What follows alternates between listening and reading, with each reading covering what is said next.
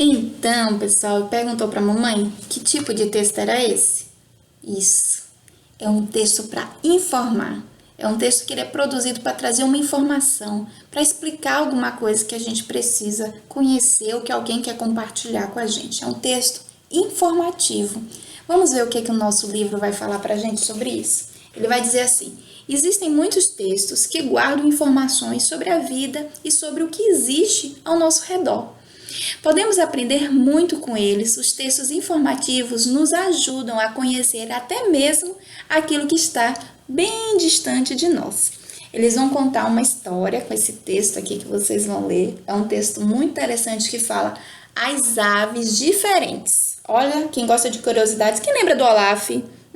É uma coisa muito boa para fazer num caminho difícil, é a gente falar de curiosidades. Esse texto ele vai trazer uma curiosidade para informar algo sobre as aves diferentes. Que aves diferentes são essas? Eu vou deixar você com a pulga na orelha para você ler, tá bom? Com a mamãe, com calma, destacando as palavras-chave do jeito que Tia Dini vê. Que palavra é essa? Que palavra que eu conheço? Qual palavra que eu não conheço? Tem uma sílaba diferente? Uma letrinha diferente? Tá bom? Olha só, o assunto de hoje de língua portuguesa, a gente vai falar o quê? Texto e imagem, certo? Então, eu tenho um texto, mas eu também tenho uma gravura, uma imagem, um desenho que vai me falar sobre esse texto. Vocês já observaram que a maioria dos textos, eles vão ter sempre alguma imagem? O que será que essa menina está pensando? O que ela está fazendo? Ela está brincando. Esses brinquedos são educativos? Então, eu estou falando sobre educação, escola. É isso. Cada imagem está relacionada ao texto. Agora, se eu tenho aqui, eu tenho um livro infantil, eu tenho o título, né? O dentinho do Floquinho, vocês já leram, alguns de vocês, da Aldaci Melo e ilustrações do Rodrigo Alves, mas eu tenho o Floquinho.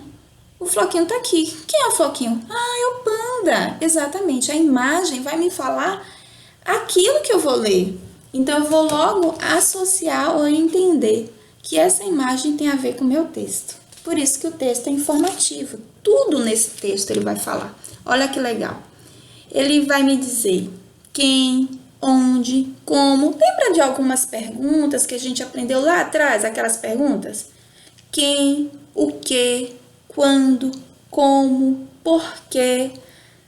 Os personagens são quem vive a história. Ah, e o onde é o lugar onde a história se passa. Vamos lembrar também que como a história aconteceu. Por quê? Ah, o motivo do que aconteceu na história. Vamos lembrar disso? Cada item do texto, ele tem uma função.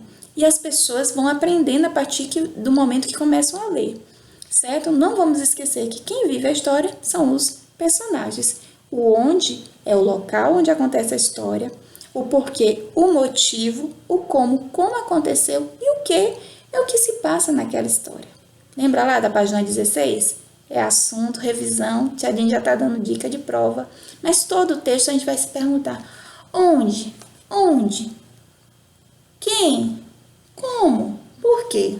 E assim vocês vão interpretando esse texto, sempre observando que no final ou no meio do texto a gente vai ter imagens. Então, vocês vão acompanhar essa leitura em casa, respondendo essas perguntinhas aqui da página 26, tá bom? Para casa, exercício de hoje, Tia Dini vai passar agora nesses últimos minutinhos. A gente tem uma atividade bem legal para reforçar isso, para a gente praticar, que a gente chama de exercício, tá bom?